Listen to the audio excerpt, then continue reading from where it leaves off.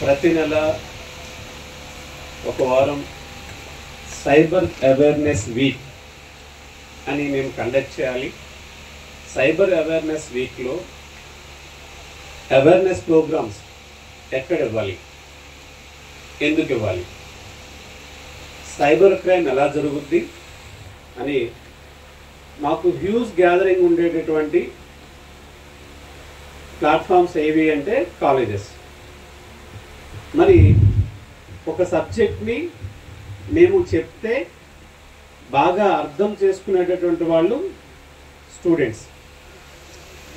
ఇప్పుడు ఇక్కడ ఒక 1000 మెంబర్స్ ఉన్నారనుకుంటే ఈ 1000 మెంబర్స్ ఇక్కడ చెప్పినటువంటి సబ్జెక్ట్ని ఇంటికి తీసుకువెళ్ళి ఒక 5 మెంబర్స్తో షేర్ చేస్తే ఈవినింగ్ ఎంత అవుతుంది? 5000కి చేరద్దు. 10 మెంబర్స్కి చేరవేస్తే మీరు 10,000కి రీచ్ అవుద్ది. మరి ఈ యొక్క సైబర్ క్రైమ్కి పబ్లిక్ ఏ విధంగా ఎఫెక్ట్ అవుతున్నారు అని మేము ఎక్కడ మీకు ప్రాక్టికల్గా స్క్రీన్ మీద డిస్ప్లే చేసి ఎలా చెప్తామో దీన్ని మీరు ఇంటికి వెళ్ళిన తర్వాత విలేజెస్లో చాలామందికి దీని మీద అవేర్నెస్ లేదు. DSP sir,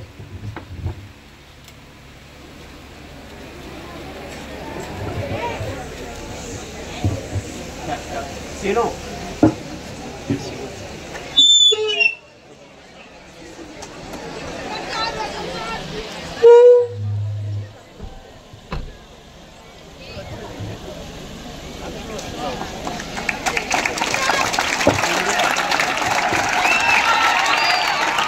good afternoon all of you.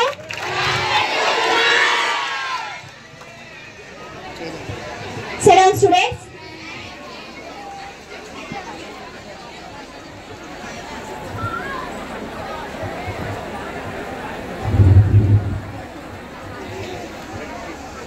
Good afternoon all.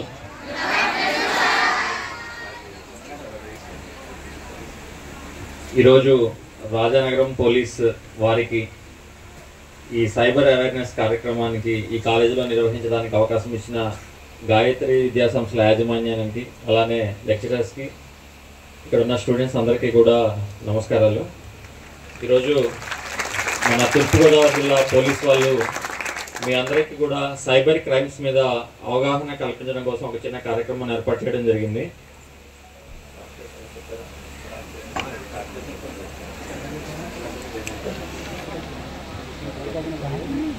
Okay అండి.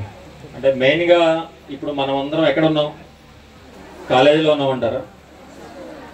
కాదు, డిజిటల్ వరల్డ్లో ఉన్నాం. అంటే మీరు చదువుకొని ఉంటారు, రాతి యుగం అని, శిలాయుగం అని, రాక్ ఏజ్, స్టోన్ ఏజ్ అని. ఇప్పుడు మనం ఉన్నదంతా డిజిటల్ ఏజ్.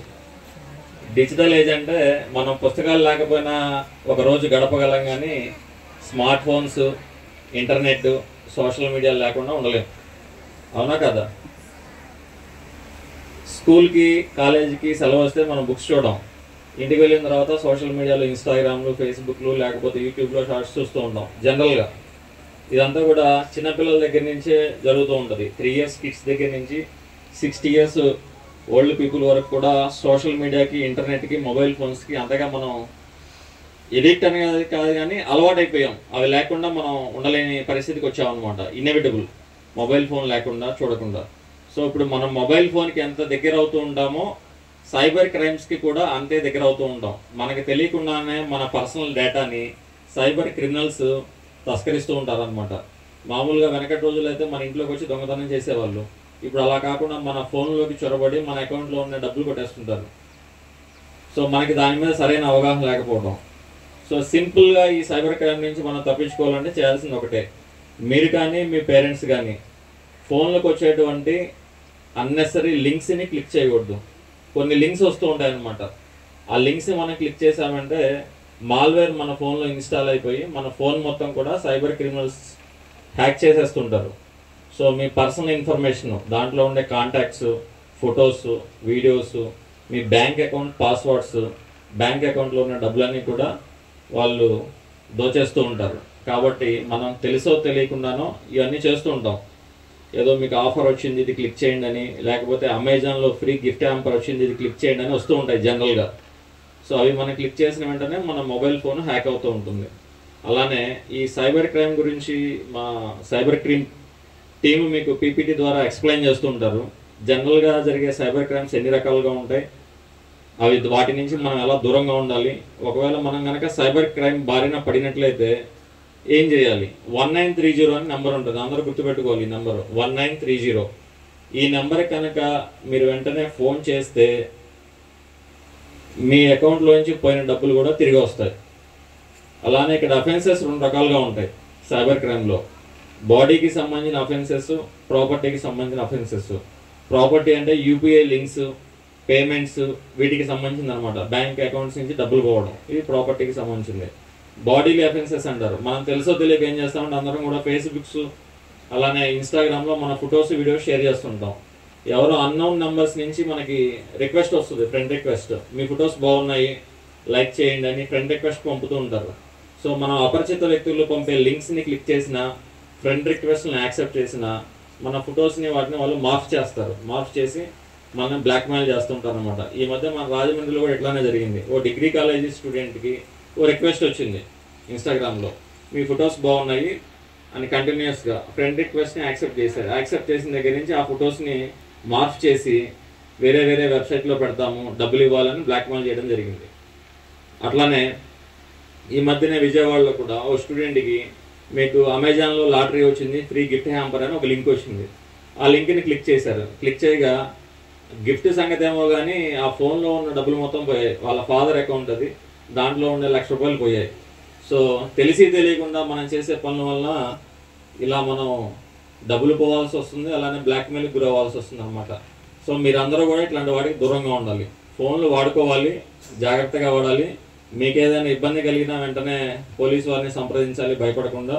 అలానే 1930 నెంబర్ ఉంటుంది, దానికి కాల్ చేస్తే మా వాళ్ళు కూడా వచ్చి రెస్క్యూ చేస్తారు. సో ఇంకా డీటెయిల్డ్గా దీనికి సంబంధించి మా సైబర్ క్రైమ్ టీమ్ మీకు పీపీటీ ప్రజెంటేషన్ ద్వారా ఎక్స్ప్లెయిన్ చేస్తారు. జాగ్రత్తగా వినండి, అర్థం కాకపోతే అడగండి, డౌట్స్ ఏమన్నా కూడా రెక్టిఫై చేస్తారు. ఈ అవకాశం ఇచ్చినందుకు అందరికీ కూడా ఈ గాయత్రి కాలేజ్ యాజమాన్యానికి మీకు అందరికి కూడా మరొకసారి కృతజ్ఞతలు. Have a good day. Thank you.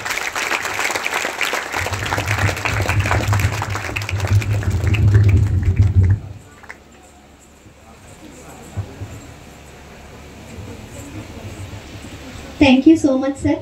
Cyber crime అనే దానికోసం మీరు డిపార్ట్మెంట్లో ఉంటూ ఉంటారు కాబట్టి పూర్తి అవగాహన ఉంటుంది సార్. ఇన్ఫ్యాక్ట్ ప్రజెంట్ మొబైల్స్ అన్న దృష్టిలో పడిపోయి పిల్లలు తెలియకుండానే చాలా కోల్పోతూ ఉంటారు సార్. ఈ జనరేషన్లో పిల్లల నుంచే ఇవి పంపించాలి అన్న ఆలోచన చాలా మంచి విషయం అండి.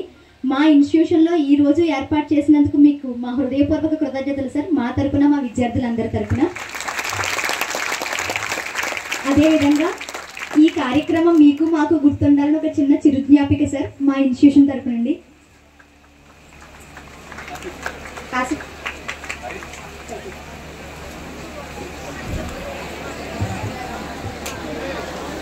కవర్ తీసే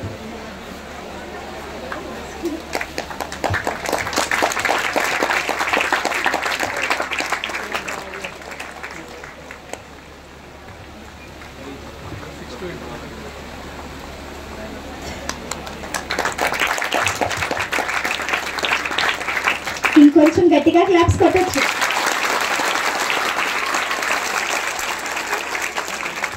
క్లాప్స్ మాత్రమే.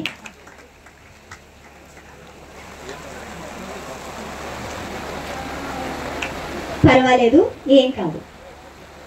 Thank you so much sir.